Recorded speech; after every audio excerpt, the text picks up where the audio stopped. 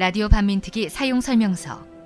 하나, 개념 있는 여자들의 센수다 라디오 반민특위와 개념 있는 역사 버라이어티 극장 라디오 반민특위를 격주로 진행합니다.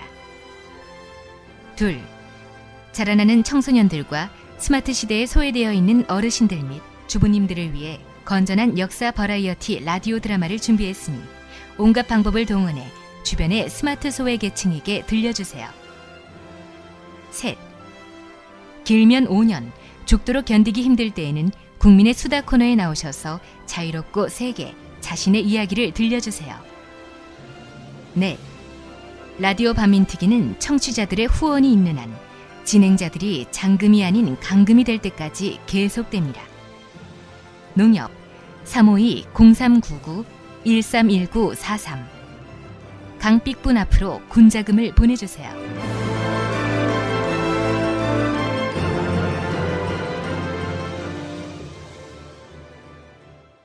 네, 안녕하세요. 개념 있는 여자들의 센수다 라디오 반민특위 2013 정의충만 선입니다. 예, 안녕하세요. 민주주의자 분입니다.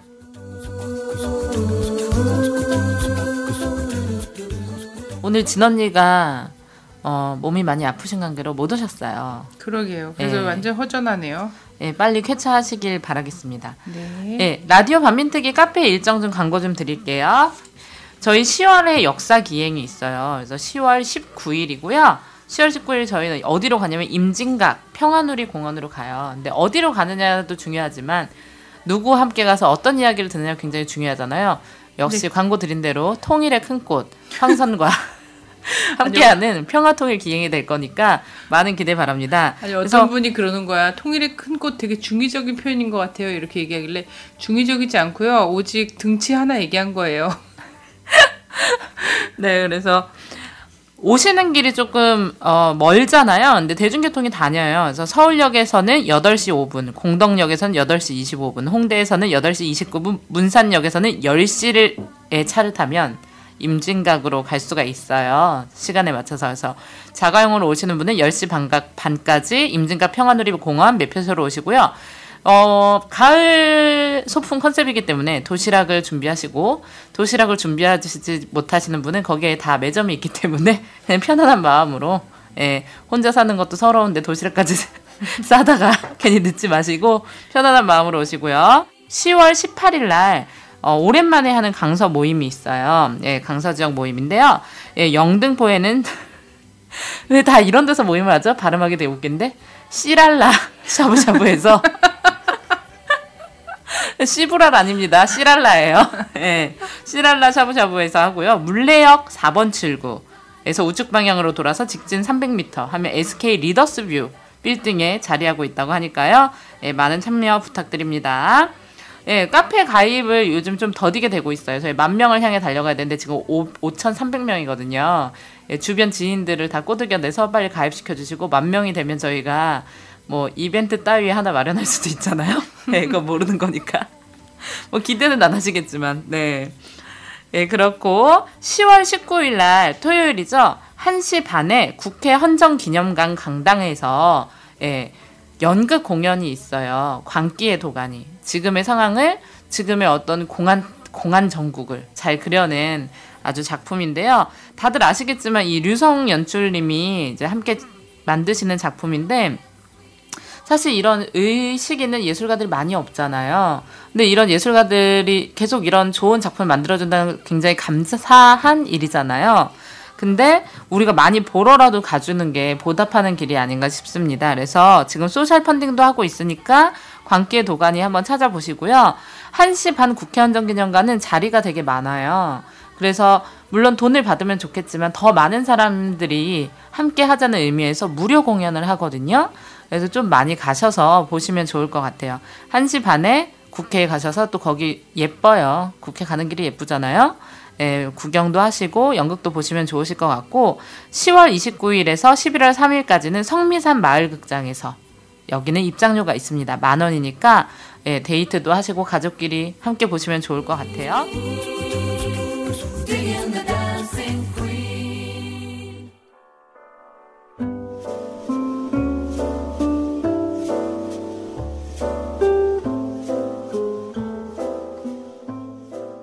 라디오 반민특위를 많이 들으시는 곳이 팟빵이라는 곳에서 팟캐스트를 많이 들으세요. 근데 팟빵에서 이제 팟을 후원할 수 있는 길이 생겼어요. 그래서 라디오 반민특위 후원하고 싶은데 난 계좌 이체가 너무 어렵다.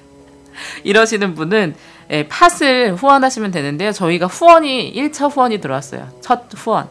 팟 알로 후원을 하는 거예요? 팟알 30개가 들어왔어요. 30개면 3,000원인데요. 수수료 떼고 2,400원이 입금됐습니다. 그래서 아이디는 뿅뿅님이세요. 정말 왜들 이러시는 거죠? 아이디 하며. 네, 뿅뿅님. 뿅뿅님 너무 감사합니다. 사랑합니다. 뿅뿅. 라디오 반민특위 팟빵에 후기가 되게 많더라고요. 그래서 저희는 이제 다른 데서 많이 후기를 가져왔었는데 되게 좋은 후기들이 많이 달렸어요. 그래서 디테일진님, 센터선님, 돌직구부님 감사한 마음으로 듣고 있습니다. 네, 이런 댓글도 있었고 노년 유니언 너무 감동적이었다. 지난 막국수에 나오는 거 속이 너무 시원하다. 이 방송을 들으면 너무너무 속이 시원합니다. 이런 이야기 뭐 많이 있고 친일파 너무 싫어요. 감사합니다. 근데 친일파가 왕이 됐네요. 뭐 이런 내용. 이건 뭐 저의 의견은 아닙니다. 후기를 읽어드리는 것 뿐이니까요. 예. 그래서 골수 팬입니다. 작가분 천재 맞는 것 같아요. 드라마 너무 좋습니다. 팟캐스트도 나오시고 예. 너무 좋네요. 내공이 엄청나신 것 같습니다. 뭐 등등 왔는데요. 굉장히 많은 댓글이 있어요. 다 읽어드리지 못할 만큼 많은 댓글이 있는데 저는 주로 저에 대한 칭찬 정도만 소개해드리니까 참고하시면 좋을 것 같습니다. 네. 별반 없나 봐요. 아, 뭐 찾기 힘드네요. 길을 요즘. 쓰고 찾았을 것 같은데. 눈을 씻고 찾아도.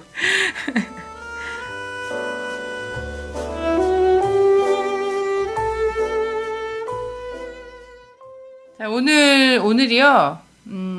또 귀한 한 분을 모셨습니다.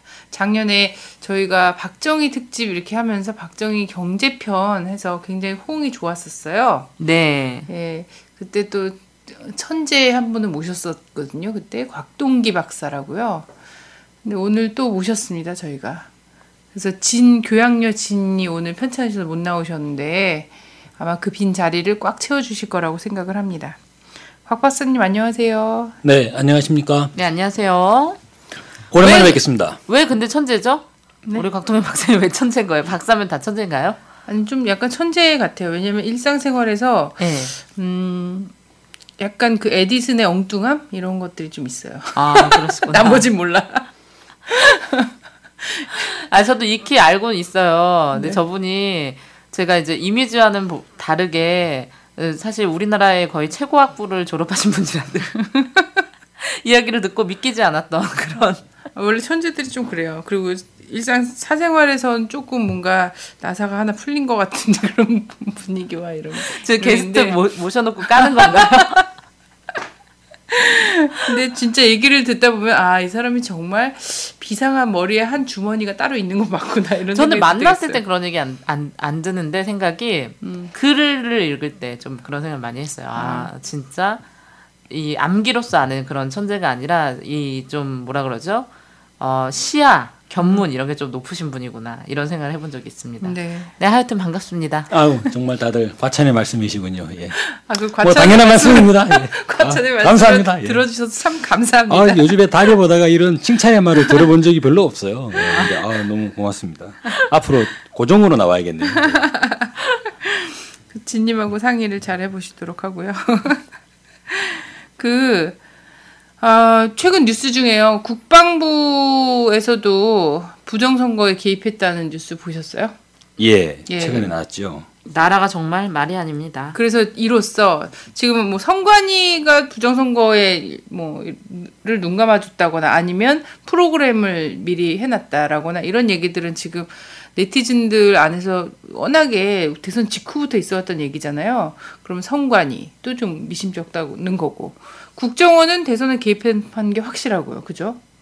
확실하고 한국의 검찰이 그런 얘기를 할 정도니까 이건 확실한 것 같고 보훈처도 최근에 그 대선을 앞두고서는 1년 내내 계속해서 특정 후보를 지지할 수밖에 없는 강연을 조직적으로 하고 다녔다 이런 게 또 나왔어요. 그리고 국방부에서 사이버 부대가 그거는 북의 해커나 뭐 해킹이나 이런 것들을 막기 위해서 만든 창군한 거 아닙니까? 모르죠 뭐. 그 사람들은 원래 뭐 딱 말문 막히면 무조건 북한이다라고 하기 때문에. 그것 때문에 만들었다라고 했는데 그 사람들도 댓글 달고 있었다는 거예요. 그 최근에 아마 대전에서 또 UFO가 출몰을 했던데 네. 아마 국방부는 또 그것도 북한의 소행이라고 하지 않을까 걱정이 되긴 합니다. 아, 네. 아니. 천재 맞아. 이상하지. 하는 정말 얘기가. 예상치 못한 대답이네요. 아니 진짜 보니까 부정선거에 개입하지 않은 데를 찾기 어려울 정도예요. 근데 진짜로 이러고도 대통령이 못 됐으면은 진짜 병신이다 이럴 정도로 이제 심각하게 부정선거를 했더라고요. 그래서 야권을 지지했던 사람들은 이렇게 나오고 있어요. 이제 군조차 조직적으로 댓글 여론 조작에 그 동원이 되고 막 이랬다라면 이것은 야권을 지지했던 국민들 입장에서는 이렇게 얘기하는 거죠. 절대로 이길 수 없는 선거였구나. 이건 뭐냐면 유신이 이미 시작됐다라는 얘기 아닙니까? 유신? 저는 그렇게 보거든요. 지금 막 사람들이 그래요. 요즘 최근에 사회 분위기 보면서 야씨 이거 유신 시대로 되돌아가는 거 아니야? 막 이런 얘기를 막 하는데 이게 만약에 정말 이 국가기관이 이렇게 총동원돼 갖고 선거에 있는 해에 막 이 한 후보의 당선을 위해서 전부 다 동원이 된 것이 사실이라면 유신은 이미 시작됐다. 유신 때 우리가 뺏겼던 가장 큰 게 그거잖아요. 민주주의. 네. 예, 유신 때 뺏겼던 그 민주주의의 가장 큰 상징은 뭐냐면 선거권이었거든요. 근데 표심이 왜곡돼 버렸어. 벌써 표를 찍는 행위만 있을 뿐이지 결론은 이미 지어져 버린 선거를 했다. 이거는 유신 이미 작년에 시작됐다. 이렇게밖에 볼 수가 없거든요.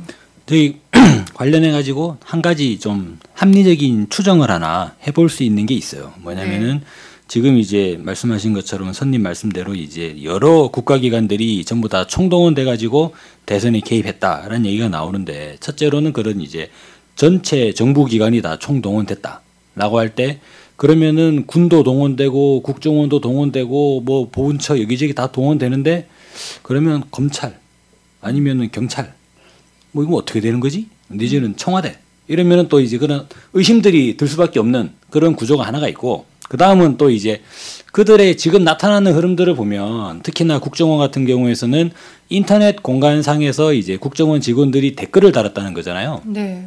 그러면 만약에 모든 국가기관들이 그렇게 만약 이 선거에 개입하려고 하는 그러한 이제 정황들이 예측이 된다면 그 정보기관의 최일선에 서 있는 국가정보원은 과연 인터넷 댓글을 다는 것만 했을까 하는 부분이 있는 거죠. 네. 자, 여러분 일단 입장을 바꿔가지고 여러분들이 국가정보원 원장이라고 생각을 해보세요. 그래가지고 내가 미는 후보를 대통령을 만들어야겠는데 만들고 싶은데 만들어야겠다고 하면 또 이제 또 어떤 또 어떻게 모르겠습니다. 만들고 싶은데 그러면 그를 대통령으로 만들기 위해서 어떻게 할까?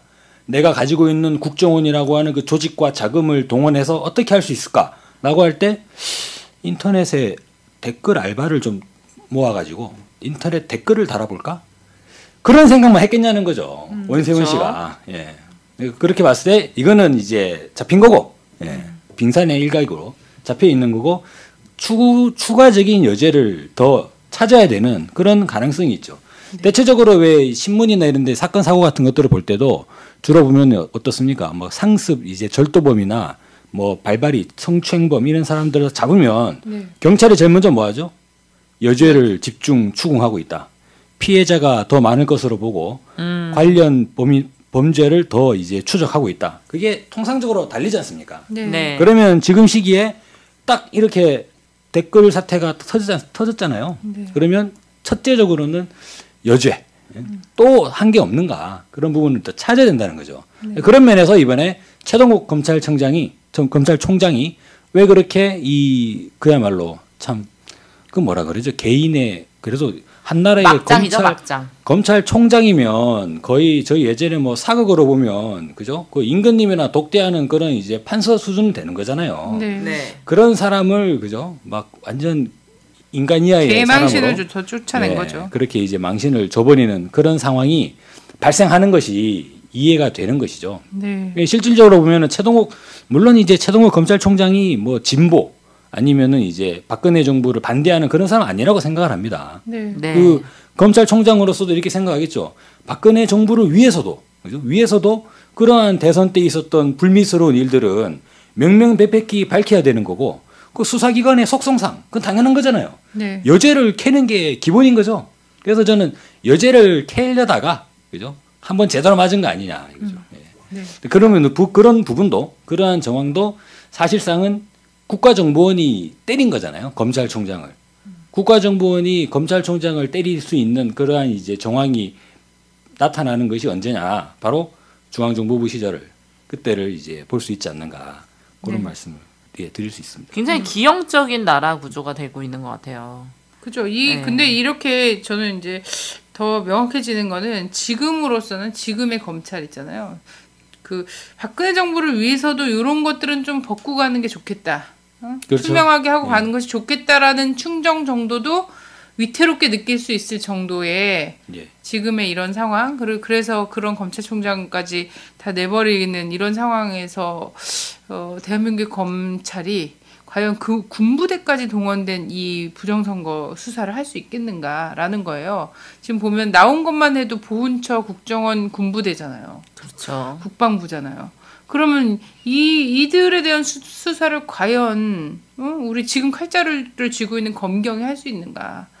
결국은 특검이라는 거 이걸 할 수밖에 없지 않습니까? 근데 특검도 순순히 받을 수가 없는 거지. 그렇죠. 지금 예. 국회의 구조 자체가. 근데 많은 분들이 그렇게 생각하시는 것 같아요. 이런 상황을 많은 국민들이 알고 있고 사실 그 여죄에 대해서도 매일매일 매스컴에 새로운 것들이 나와요. 이제 막 크게 돼서 특필되지 않을 뿐이지. 근데 그러면 이렇게 모든 게 장악된 상태에서 우리가 할 수 있는 것이 무엇이냐라는 고민과 어떤 번뇌와 실망감에 젖어 계신 것 같아요. 그리고 어떻게 해야 될지 모르겠는 이런 상황인 거야. 방향은 되게 명확한데 이것이 다 사실이라면 사실은 3.15 부정선거가 울고 가는 판이에요, 지금. 이거는. 그래서 이승만이 했던 건, 닉슨이 했던 거, 왜냐면 이거보다 더 작은 사안으로 이승만과 닉슨은 오히려 물러났죠. 물러난 상황이기 때문에 이것이 다 사실이라면 그보다 더 무겁게 책임을 질 수밖에 없거든요. 근데 지금 보면은 이제 그 정부 내부에서 양심 선언이 이제 나오지 않는 부분이 있죠. 그 3.15 부정선거도 실제적으로는 그때 자유당 내에서 양심 선언이 나오게 되면서 그 부정의 이제 내용들이 폭로가 되면서 국민들이 이제 분노하는 그런 과정이 있었는데요. 전 최근에 한 가지 좀 흥미로운 건 아닌데 주목되는 기사를 하나 본 적이 있습니다. 뭐냐면 천안함 그 사건과 관련해 가지고 천안함 희생된 천안함 사고죠. 사고로 인해서 이제 희생된 장병들이 있잖아요. 네. 관련 모금을 쭉 진행을 했는데. 저도 봤어요. 예. 저 개새끼들이더라고요. 그 모금의 사용처가 그죠? 네. 좀 이제 어떻습니까? 선상 파티 했다고. 예, 불분명하죠. 그 관련 네. 이제 근데 장교들. 예. 파티를 해줘야 될 이유가 있었겠죠. 그것을 약간 논아서 떡고물을 줘야 될 필요가 있었던 거예요. 그게 그냥 얘네들은 원래 그 돈을 해서 저는 그랬을 거라고는 생각하지 않아요. 네, 저도 선상 그렇게 파티를 할 때 한 1,000만 원짜리 파티를 해가지고 실제 돈은 100만 원 정도 지출하고 나머지는 따로 쓰는 그런 일은 없겠죠. 없겠죠. 예, 그런 일은 아마 없을 거예요. 왜 있을 근데 것 같지? 만약에 그렇게 하게 되면 어떤 상황이 발생하냐면 관련 이 발언이 입이 막히게 되죠. 예, 그죠. 예, 실질적인 사실을 이야기할 수 없는 그런 상황으로 빠져들게 되죠. 그런 면에서 저는 3.15 부정선거 때는 이승만이 전면적인 부정선거를 했지만 내부 단속에 실패했다. 그러한 교훈을 저는 아마 60년대부터 그 고려대학교를 다니시던 한 분이 그걸 아마 이제 간파를 하시고 일단 뭔가를 저지르기 위해서는 내부 단속이 이제 선행돼야 된다라는 하나의 원칙을 제시하지 않았나. 그 극강의 꼼수를 달리시는 분께서. 네. 그래서 이제 지금 시기 이렇게 좀 진행되는 면도 있을 수 있겠다는 생각은 들고요. 해명이 더 웃겨요. 해명을 뭐라고 했냐면 해군 측에서 뭐라고 했냐면 대원들의 사기 진작을 위해서 어쩔 수 없었다. 이렇게 그렇죠. 해명을 했거든요. 공범 만들기예요. 공범 만들기의 일종이고 입을 닫아 물게 하는 거죠. 근데 일부가 아니라 거의 한 30% 가까운 돈을 유흥비죠. 한마디로 출처는 유흥비잖아요. 파티를 했건 뭘 했건 그런 식으로 이제 유흥비로 썼죠. 입마금조죠. 입마금조. 입이 막히는 거죠. 예, 그런 상황에서. 근데 아마 이제 확실하지 않겠습니다만 그런 유사한 이런 작용 기제가 국가정보원에서 전혀 없을까는 알 수 없죠. 예. 뭐 있겠죠. 근데 중요한 건 이겁니다. 먹고 부는 사람이 꼭 있다는 거예요. 먹고 부는 사람. 그거는 왜냐면 정말 진정한 그 줄타기와 진정한 그 눈치 그쵸. 이걸로 있잖아요. 분위기 파악을 엄청 잘하는 사람이 그렇게 있어요. 되려면 박근혜 정권이 위기가 와야 돼요. 박근혜 씨의 자리가 위태롭거나 아니면 여기에 좀 붙어있으면 안 될 것 같다는 판단 돼야 되거든요. 그와 네. 동시에 한 가지 또 풀려야 되는 부분이 대안의 세력이 있어야 되죠. 예. 그들이 이제 기댈 만한 그런 대안의 세력이 있어야 되는데 지금 시기에는 아직까지 좀 제가 대안이 되겠습니다. 라디오 반민특위에 오셔가지고 아마 이 양심 선언을 하실 가능성 좀 매우 높다고 봐요. 아, 그렇죠. 방송을 들어보면 너무나 시원하고 정말 그런 분들은 정말 양심의 가책을 느낄 수밖에 없잖아요. 그래서 저희는 신변보호는 해드리기 좀 어려워요. 저희는 오는 길에 이미 미행 사찰을 달고 오셔서 벙커로 옮겨야 되나 우리 녹음실을? 힘들 수 있다고 보는데 어쨌든 뭐 연락 주십시오. 네. 최대한 꼭 어떻게- 저희한테 안 오셔도 돼요. 네, 최대한 요즘 어떻게 많으니까. 해보겠습니다. 네. 그 아까 이제 그 최동욱 검찰총장이나 지금 막 대선 문제 말씀을 드렸는데 전체적인 흐름이 이른바 그 보수 진영 내에도 합리적 보수를 지향하는 사람들이 있어요. 네. 대학 교수나 아니면은 전문가들 그런 사람들이 주로 보면은 보수의 영구 집권 새누리당을 지지하는데 그 사람들이 하나같이 파렴치범이고 수구 꼴통들이라 가지고 새누리당을 지지하는 게 아니라 내가 이제 멀찌감치서 한국 정치를 바라보니까 그래도 새누리당이 능력이 있지 않냐 뭐 이런 식의 생각을 하는 그런 분들도 계시거든요. 그러한 이제 합리적 보수를 지향하는 분들은 지금에 나타나는 흐름에서 아마 최동욱 검찰총장한테 생각을 했을 수가 있고 또 무슨 예가 있습니까? 진영 보건복지부 장관이 있죠. 네. 진영 장관도 나름대로 또 이제 판사 출신이고 그 사람도 또 어디 가방건으로 되면 지지 않는 사람이지 않습니까? 네. 근데 생각하기에 아니 적어도 대통령이 공약을 내걸고 됐으면 최소한 공약을 지키려고 노력을 해야 되잖아요. 네. 근데 그렇죠. 그거를 완전히 잘라버리고 더 중요한 거는 자기한테 그 국정감사를 나가라고 하면 그죠. 사실 저는 상당히 이 갈등이 생길 수밖에 없는. 그러니까 이런 식으로 해가지고 보수가 과연 재집권할 수 있을까? 지금과 같은 분위기. 심지어는 예. 사람들이 최동욱 검찰총장이 네. 예, 그렇게 물러나는 걸 보면서 그 사람이 이게 엄청난 진보 세력인 줄 아는 사람들도 그렇죠. 있어요. 마치도 그런 부분이 있을 수 있는데 실제로는 다들 이제 보수적 성향의 분들이신 것 같고. 그렇죠. 그리고 뭐 다들 뭐 새누리당을 아마 이번 선거 때 아마 다 이런 거는 또 이제 비밀 투표에 어긋나나요? 뭐 찍었을 거예요. 예, 그렇게 예, 네. 투표를 하셨을 것 같은데, 근데 실제로 보면 그런 분들조차도 지금의 이 정치 방식에서 도저히 공감하지 못하고 합의하지 못한 나머지 떨어져 나가는 그런 현상들이 발생한다는 겁니다. 이것을 박근혜 정부 인수위원회 시절부터 쭉 되돌아보면은 맨 먼저 나가 떨어진 사람이 그 경제민주화 이야기하던 김종인 씨가 있었어요. 그렇죠. 네. 그때 기억나시죠? 그 아직 대통령 되기 전에. 그때는 뭐 창조 경제, 박근혜 경제의 브레인이다. 그렇죠. 막 이렇게 이야기했었는데 근데 그냥 브레인은 브레인이었을 뿐, 예, 그쵸. 선거 끝나고 브레인이 바로 필요 없거든. 예, 이 정부는 브레인이 문의 필요 정권. 없어. 예. 브레인은 거추장스러울 뿐이야. 그래서 맨 먼저 김종인 씨 정리가 되셨어요. 그러고 나서 그 나름대로 또 한반도 신뢰 프로세스를 이야기하면서 이화여대 예, 최대석 교수 그 통일학연구소 원장을 이제 인수위원회 간사로 딱 이렇게 임명을 했는데 뭐 하다 보니까 국정원이랑 그렇죠. 고성으로 예. 싸우고선 그만뒀죠. 한때 제대로 맞은 거죠. 그래서 이제 최대석 씨 나가버렸죠.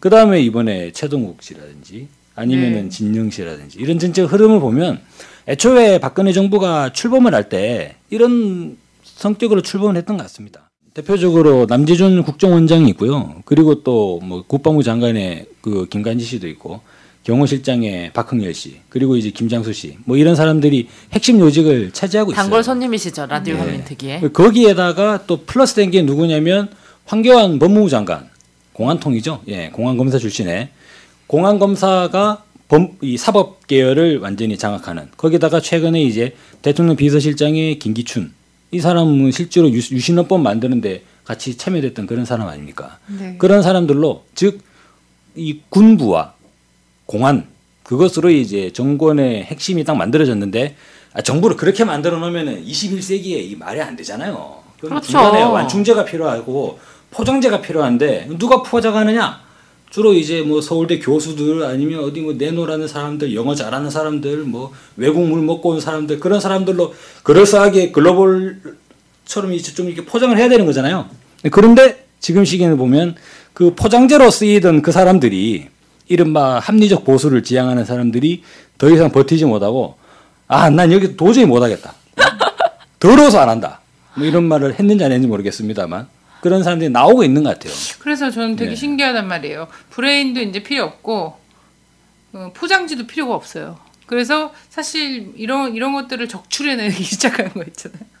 이건 좌파 적출도 아니고 그 안에서도 우파 내에서 맹충성을 하지 않 맹목적으로 충성을 바치는 놈이 아니면 살아남기가 힘든 게 됐어. 그래서 그렇죠. 단순 무식 충성 아니면 딱 대선 온갖 방법을 동원해서 대선에 이기고 난 이후에 인수위 때부터 맹렬 충성파 말고는 다 적출 대상이 됐거든요.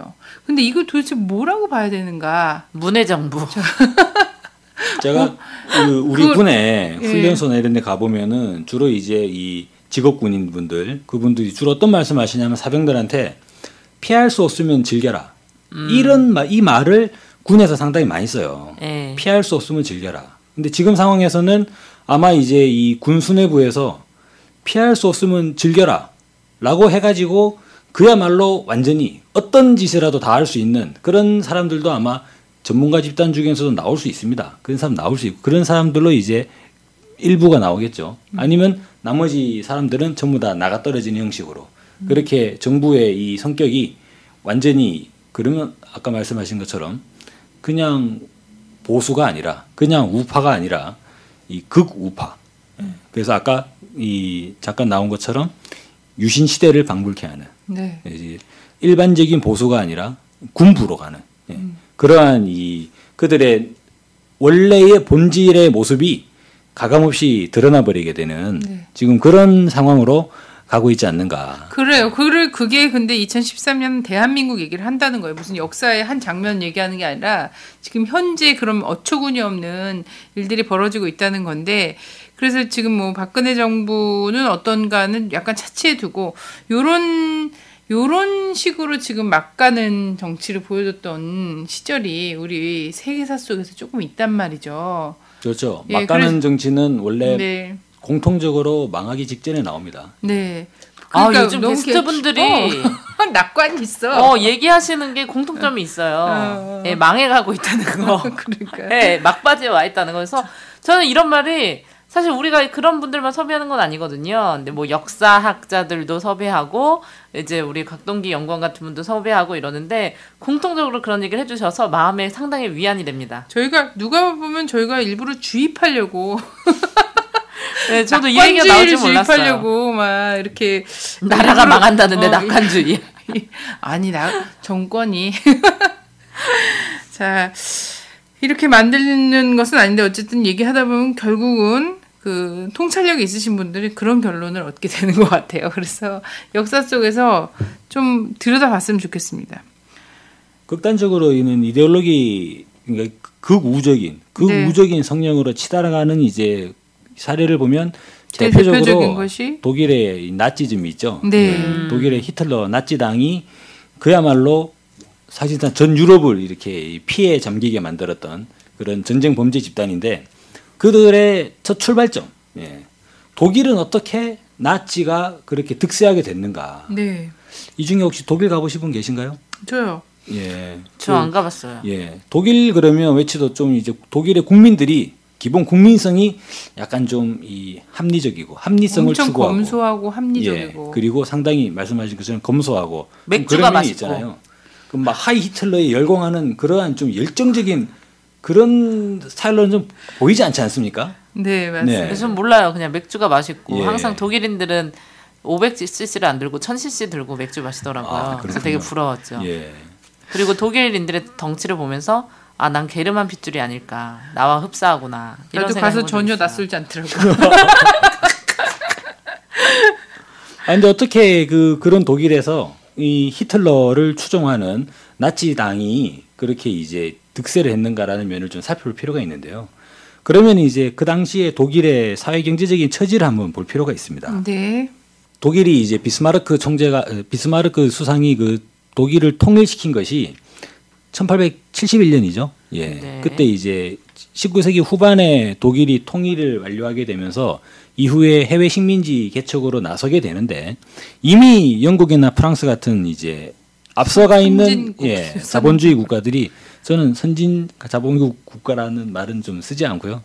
앞서가 있는 자본주의 국가들이 먼저 선점을 해버렸잖아요. 식민지를. 그런 면에서 독일은 식민지 부족을 겪게 되고 그러한 갈등 속에서 아마 제1차 세계대전이 터지게 됩니다. 근데 독일이 제1차 세계대전에서 패배를 하게 되잖아요.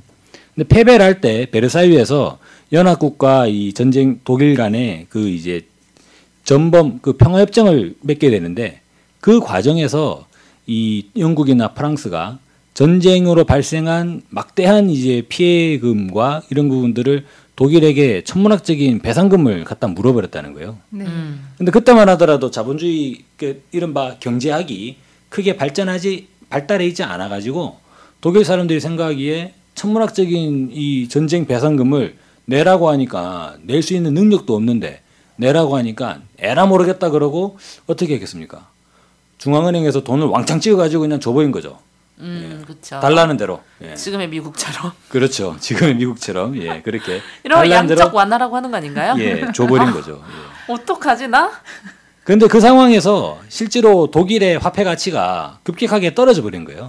그래서 수레로 돈을 싣고 와서 그래서 빵을 이른바 샀다는. 그 20년대 후반에 지금의 달러처럼. 초인플레이션 현상이 독일에서 나타나게 되죠. 네. 거기다가 이제 미국에서 발생한 1929년도의 대공황 그런 과정 속에서 독일의 이 경제적인 현상이 극도로 피폐해지는 그 젊은 층들의 실업률이 올라가고 사회가 희망을 잃어버리는 이제 그런 상황이 발생했다는 겁니다. 그것이 1930년대 독일의 이제 분위기였죠. 네. 그런 과정에서 히틀러가 무언가 좀 더 변화되는 모습인 것처럼 그렇게 하면서 독일 국민들의 그러한 이제 애국주의 그리고 이제 이 국가주의적 요소들을 절묘하게 배합을 해가지고 이 나치스 당을 이제 만들게 된 것이죠. 그리고 그들이 무엇을 했냐면 국가의 역할을 상당히 높이는데 기본 비중을 뒀었습니다.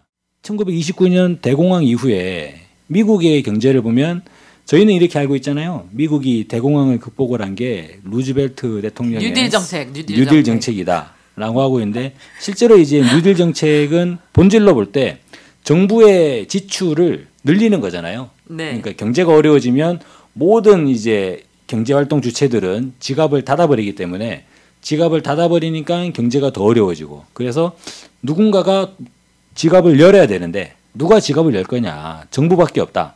이것이 이제 이른바 케인즈주의에 입각한 그러한 이제 수정 자본주의 흐름이라고 볼 수 있는데요. 저 알아요. 저 배웠어요. 아, 정부가 그렇습니까? 예. 땅 밑에다가 돈을 막 묻어둔다고 하자. 그럼 기업들은 그것을 파가기 위해서 사람을 고용할 것이다. 맞죠? 예. 예.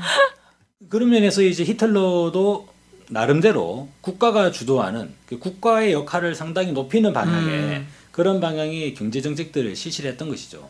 근데 이것이 그 당시만 하더라도 그 케인즈주의만 하더라도 그때는 좀 먹히지 않았나요? 아니죠. 그때만 하더라도 그 경제학에 대한 이해가 그 당시는 상당히 발전이 미미했기 때문에 공산주의 아니냐.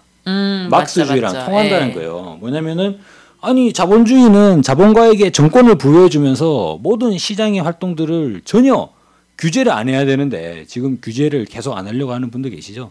근데 왜 정부가 나서가지고 간섭을 하느냐는 거죠. 기업의 경제활동에 왜 간섭하느냐. 그렇지. 인비저블 핸드가 다 알아서 프리하게. 그런 해줬는데. 일종의 그렇죠. 그러한 일종의 의혹들도 있었어요. 근데 그만큼 실제로 그 당시에 자본주의에 대한 이해가 상당히 낮았다는 것이죠. 그리고 그러한 내용 자체가 뭘 말하느냐면 야 정말 막스가 자본주의는 멸망이 불가피하다는 자본론 그거 하나는 정말 끝내주게 썼다. 이러한 이제 생각도 이야기할 수 있을 것 같습니다. 어쨌거나 저쨌거나 그 당시에 이 미국의 루즈벨트 정부가 취한 정책이나 독일의 히틀러 정부가 취한 정책이나 크게 다르다고 보기가 어려워요. 정부가 적극적으로 나서게 되면서 국민들에 대한 이제 경제 정책에 개입을 하게 되고 그래서 이 정부가 인위적으로 산업들 육성을 하게 되죠. 그 육성하는 산업을 통해서 실업을 잡고 그렇게 이제 경제를 풀어 나가게 되는데 미국 같은 나라를 보면 또 영국과 프랑스도 마찬가지입니다만 미국은 일단 영국과 프랑스 말씀드리면 해외에 매우 넓은 식민지가 있지 않습니까? 네. 그래서 그런 식민지로부터 이러한 이제 수탈, 식민지로부터 재화를 가지고 오므로 인해 가지고 그 나라의 경제를 일정하게 좀 완화할 수 있는 그런 여지가 있어요. 그리고 미국도 사실 저는 뭐 미국이라는 그 큰 나라가 전부 다 식민지라고 생각을 하거든요. 예. 그 북아메리카의 거대한 토지로부터 형성되는 각종 재화로 인해 가지고 미국 내의 자본주의 위기를 일정하게 해소할 수 있는 여건이 된다는 거죠.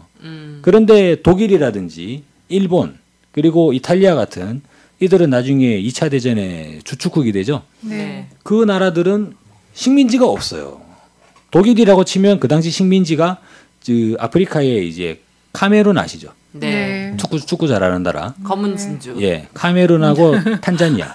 예, 그 정도가 이제 독일의 식민지고 이탈리아의 식민지로 치면은 지금 리비아 있죠. 예전에 네. 이제 그 카다피 네. 예, 그 전쟁도 있었는데 그 정도라고 볼 수 있어요. 그리고 일본은 어떻습니까? 일본의 식민지라고 할 수 있는 것은 그 당시에 조선. 그리고 대만. 네, 그 정도를 볼 수 있는 거거든요. 물론 이제 러일 전쟁에서 이기고 나서 사할린 섬 남쪽 지방을 또 이제 받은 것도 있죠.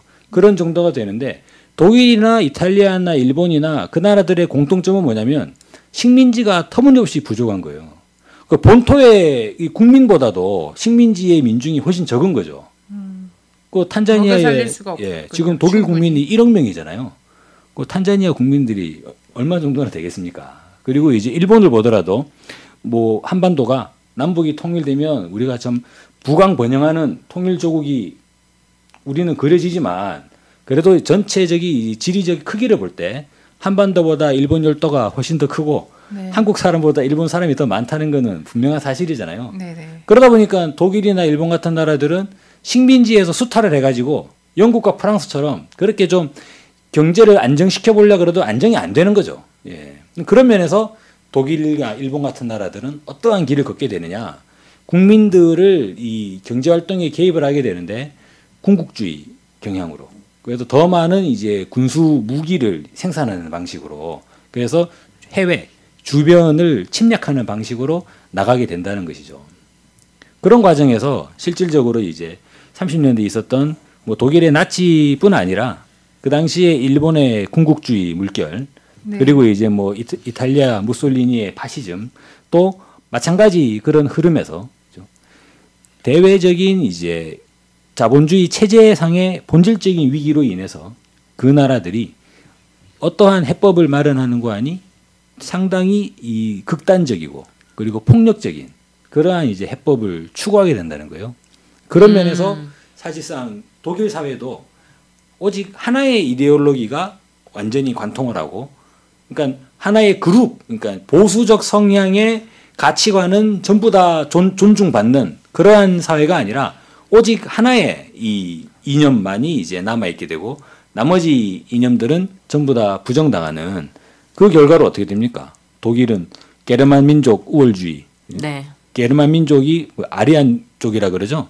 그 사람들을. 그래가지고 게르만 민족이 유럽의 주인이 돼야 된다. 그러한 이제 극단적 논리로 나가게 되면서 사실상 독일 사회를 완전히 광기의 사회, 그죠? 광기의 도가니로 독일 사회를 끌고 가는 그런 과정과 저는 지금 시기에 한국 사회에서 벌어지고 있는 여러 가지 정치적인 흐름이 유사하다. 유사하다. 이렇게 말씀드릴 수 있을 것 같아요. 네, 비슷하네요. 아, 진짜 듣다 보니까 무섭네요. 아니, 그러니까 난 너무 저는 신기한 거예요. 반제국주의자가 되겠습니다.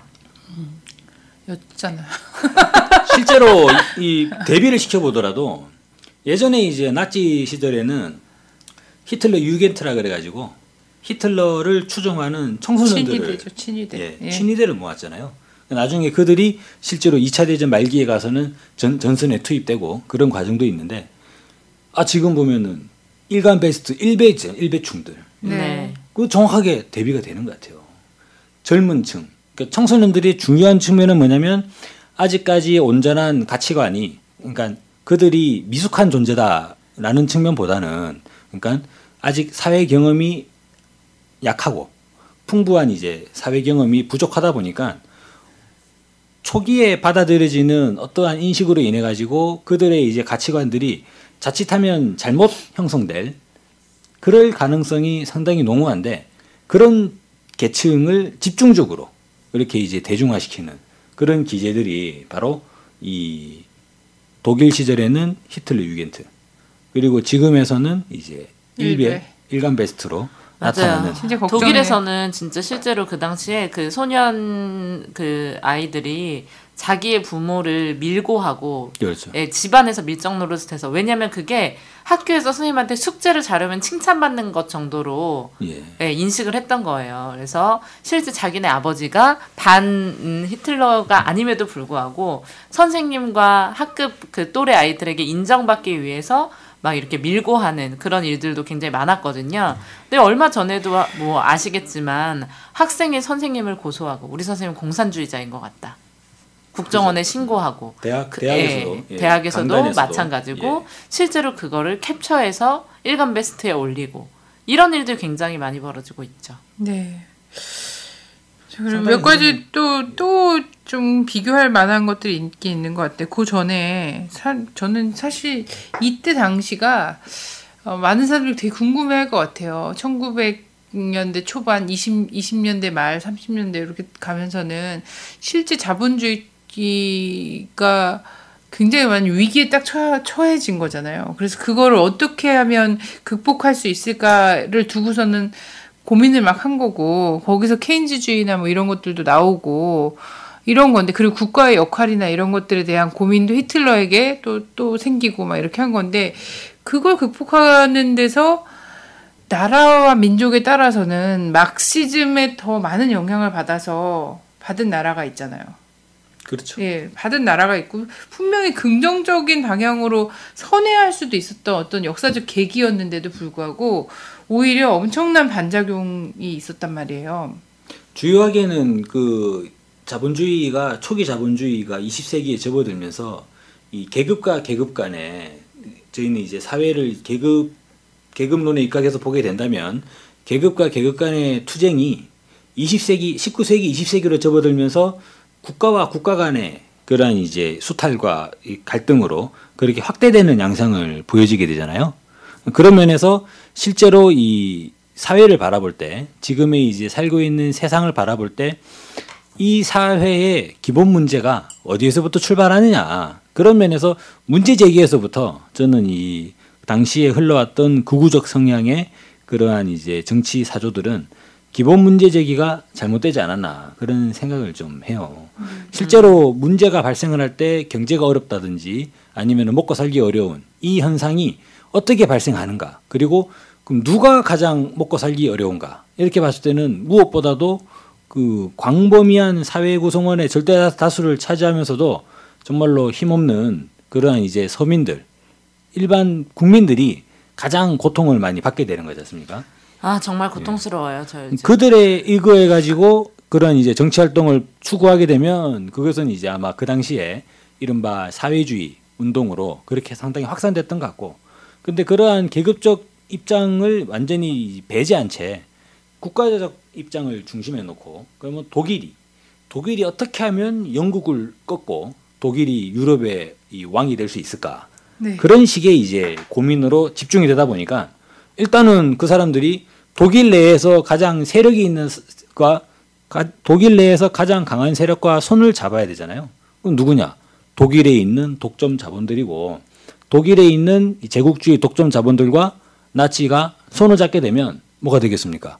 제국주의 팽창이 되는 거죠. 네. 그런 면으로 사실상 이 나치스라든지 그리고 이제 파시즘은 독점 자본과 결탁하게 되는 그러한 과정 속에서 실질적으로 민중을 반하는 그리고 이제 전 세계 인류에 심각한 매우 이제 이 커다란 고통을 준 예. 네. 지금 우리나라랑 완전 똑같은데 독점 근데, 자본과 결탁하여. 근데 한국은 그런 야심은 없다는 거야.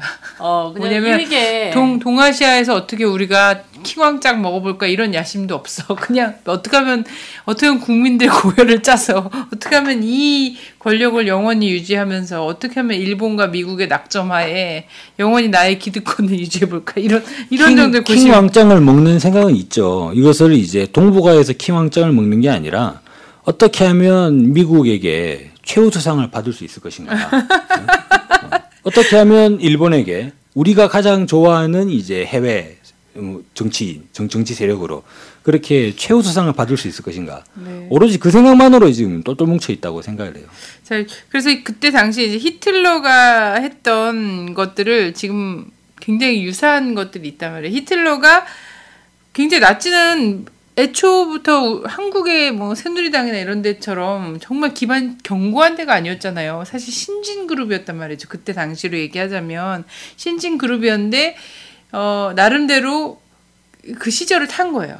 타고 손잡을 사람들과 어떻게 하면 적을 잘 만들어내서 이 적에 대한 적대감을 중심으로 잘 자기 세력을 규합할 것인가. 이거를 잘 고민을 해낸 거죠. 근데 저는 그래도 독일이 부러운 거는 하나 있어요. 그래도 독일은 우리가 또 역사를 잊은 민족에게 미래가 없다고. 독일은 그래도 이 나치의 역사를 굉장히 청산하려고 하잖아요. 그렇죠. 예. 네. 근데 우리는 지금 나치의 역사를 청산하려고 하는데 반해서 나치의 역사를 어떻게 하면 따라할 수 있을까를 되게 유심히 고민하는 한 그룹이 있다라는 그건 거예요. 그럴 수밖에 없죠. 네. 왜냐하면은 라디오 반민특위가 계속적으로 진행되는 것처럼 친일파가 이 땅의 권력을 그대로 이어받았기 때문에. 네네. 그리고 그 친일파는 누구를 위해 복무합니까?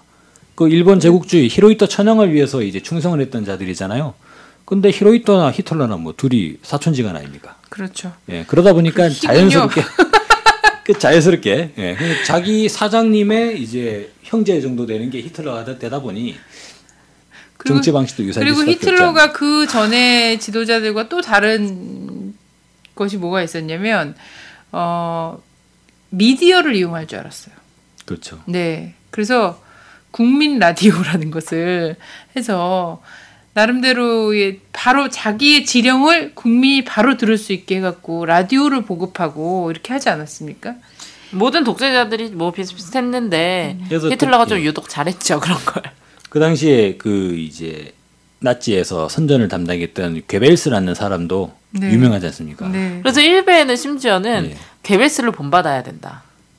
이런 글들도 배울 굉장히 게 많이 굉장히 올라와요. 많은 사람이라고. 네. 특히 천재다. 선동 측면에서는 나에게 그런 것 같아요. 나에게 문장 하나를 달라. 사실 댓글 달고 이러는 것도 그런 류의 그렇죠. 네. 거짓말도 계속하면. 예. 저는 계속하면 사실은 국민 되니까.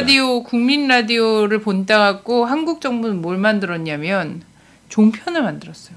하루 종일 말도 안 되는 얘기인데 계속 하는 거죠. 어처구니 없는 정말 또라이 같은 인간들을 다 불러내서 계속 얘기하잖아요. 반복해서. 저 얼마 전에 종편에서 진중권 씨를 데려다 놓고 이석기 사태에 대한 얘기를 하더라고요. 근데 나는 어울리네. 진중권 씨가 뭔데 그 사람이 뭐 진보적인 정당인도 아니고 뭐 전혀 내가 볼 때 이석기 씨에 대해서 별로 알지도 못할 것 같은데 1시간 내내 진중권 씨가 거의 1대1로 계속 얘기를 하시는 걸 보면서 저 정도로 전문가가 없나 이런 생각이 들었죠. 전문가를 들을 필요가 없는 거죠. 예, 그 게벨스가 이야기한 것처럼 거짓말도 반복하면 믿게 되니까. 근데 네. 그러한 논리에서는 이제 대중에 대한 관점이 상당히 대중을 이제 멸시하고 무시하는 우리 국민들의 정서와 정치 의식을 상당히 멸시하고 그것을 더 이제 끄집어 내리는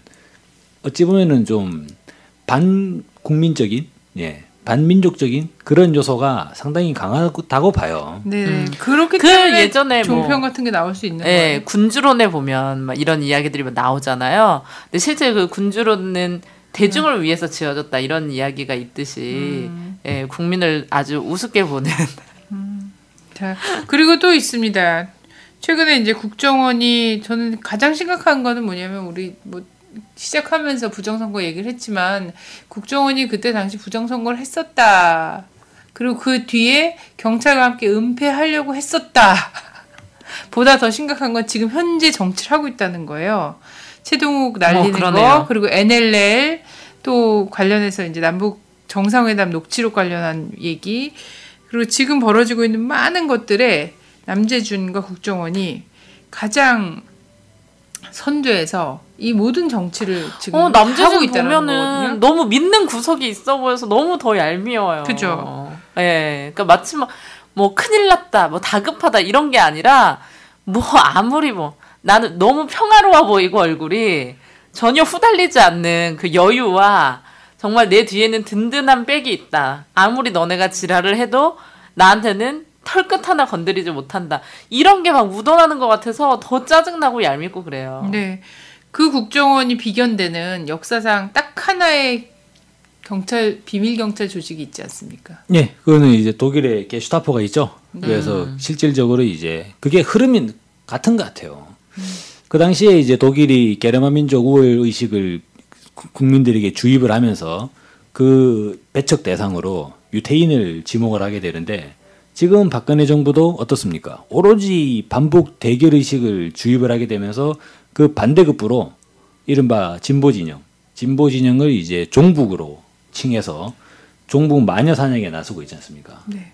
지금 너무 그대로 따라하고 있는 거 아닙니까 지금? 처음에는 유태인을 어떻게 했냐면 처음부터 아우슈비츠 수용소 가가지고 죽이진 않았어요. 네. 맨 처음에는 이제 유태인을 등록하게 만들었고 그 다음에 유태인들을 이제 노란 명찰을 찾았으니까 네. 그 이제 별 모양 같이 생긴 거, 그 삼각형 두 개, 네. 그 별 이스라엘 별처럼 만든 네. 그것을 이제 차게 만들었고 그 다음에는 유태인들을 게토라고 하는 특별 구역에다가 따로 이제 격리 수용을 시켰죠. 네. 그러고 나서 이제 게토에 있는 유태인들을 소개시키기 시작했는데 소개된 것이 이제 외부에 기본은 아마 이제 강제징용인 것 같습니다. 강제징용을 하게 되면서 노동력을 착취하겠죠. 네. 근데 노동력을 착취하다 보니까 도저히 노동력이 감당이 안 되는 사람들이 나타나게 되고 왜냐면은 제대로 밥도 안 주고 밤새도록 일을 시키니까 그러면 그 사람들이 죽어 나갈 거잖아요. 그럼 네. 이 사람들을 처리하다가 나중에는 완전히 유태인에 대한 말살 정책으로 돌아서 가지고 대규모 아우슈비츠 같은 경우를 보면 거기에 대규모 가스실이 이제 뭐 여러 개가 쭉 존재하고 있었는데 거기에 남자 수용 사동이 있고 여자 수용 사동은 또 따로 존재하고 네. 상당히 이제 대규모적으로 유태인 청소 작업을 진행해서 대략 700만 명 가량의 유태인이 그 독일의 광기에 의해 가지고 학살당했다. 뭐 이런 이야기들이 있지 않습니까? 네. 그래서 지금 보면은 그 히틀러가 했던 어떤 그 미디어를 활용하는 네. 라디오라든가 게슈타포라든가 아까 일베와 비견되는 걸로 얘기했던 유겐트라든가 그리고 유태인에 대한 그 뭡니까 적대 정책 예, 탄압이죠. 탄압이죠. 그 하나의 적을 만든 거예요. 사회 안에 적을 만들어서 그 사람들 빼놓고 나머지는 총단결하라 이게 된 거예요. 그 사람들을 유태인이기도 했고 지금의 정북이죠. 예, 공산주의도였죠. 예. 왜냐면은 이제 국회의사당 방화 사건이나 이런 거 공산주의자들에 대한 이 왜곡과 조작 사건이지 않습니까? 이런 것들이 되는 건데 이것과 똑같이 한국 사회에서는 북이라는 전통적인 주적이 있고요. 그리고 거기에 진보 진영 소위 말하는 뭐 자주민주 통일 이따위 얘기하는 사람들 이런 사람들을 다 종북이죠.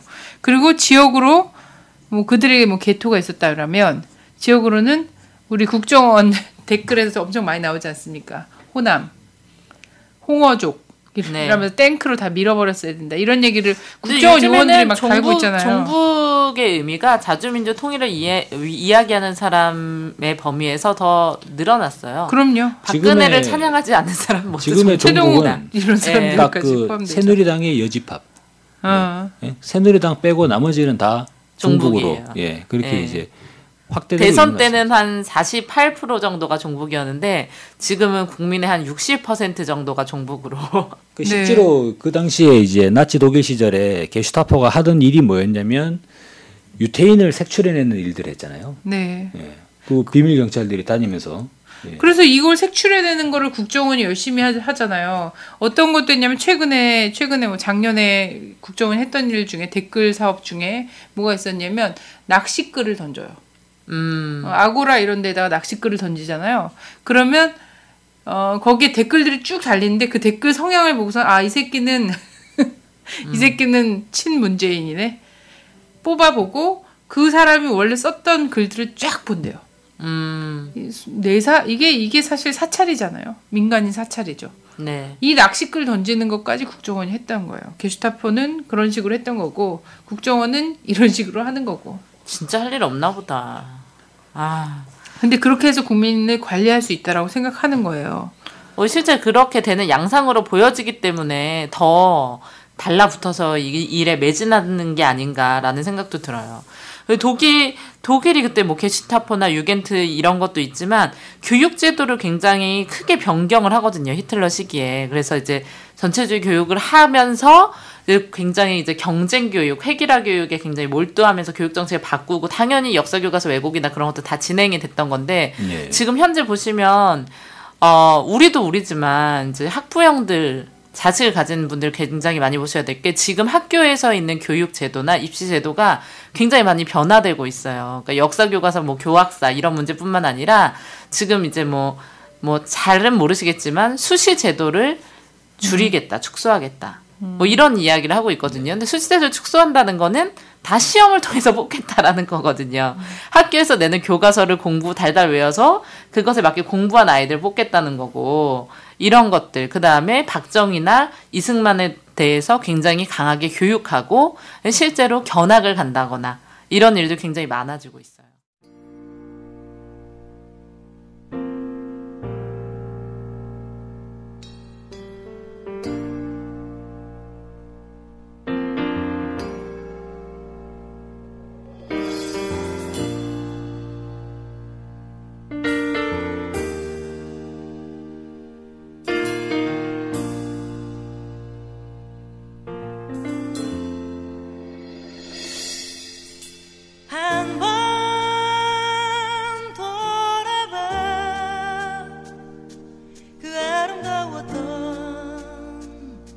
지난 날을 거리를 가득 메운 수많은 눈부신 자유 있었지.